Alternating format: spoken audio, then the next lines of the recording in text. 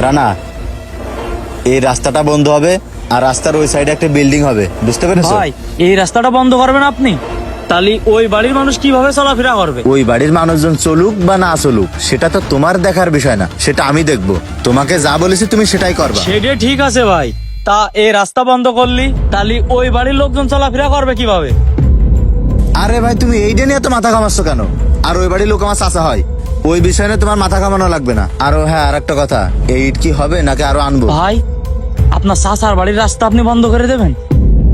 তোমারও তো মাথা ঘামানো লাগবে না, তুমি শুধু বলো ইট কি হবে নাকি আরো আনবো।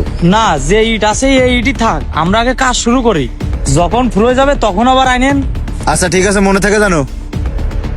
আর এই দুটো কে? এদের দিয়ে হাজিরা উঠবো নাকি? ভাই আপনার কাজ হলেই তো হচ্ছে, তাহলে যান আপনি। আচ্ছা ঠিক আছে, এই গেলাম। যান, যাই মাল মশলা মাখা, চল।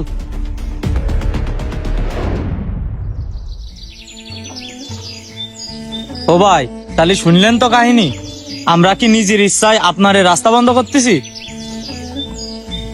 শোনো ভাই, একটা কথা বলি। একটা কথা আছে না, আপন থেকে পর ভালো আর পর থেকে জঙ্গল ভালো। এই যে আলামিন, ওই আমার জ্যাঠতো ভাই। আমার বাপ চাচারা দুইজন, আমার বাপ আর চাচা দুইজন খুব মিলেমিশে থাকতো। আর যখনই আমার বাপে বিয়ে করছে, আমার জেঠু বিয়ে করছে, তখনই ভাই অশান্তি শুরু হয়ে গেছে।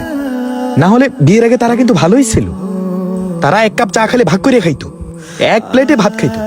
আর অথচ দেখেন, আমার বাপের ঘরে আমি একটা মাত্র সন্তান, আর আমার একটা মাত্র জ্যাঠতো ভাই। অথচ আমাদের মধ্যে কোনো মিল নেই। কেন জানেন?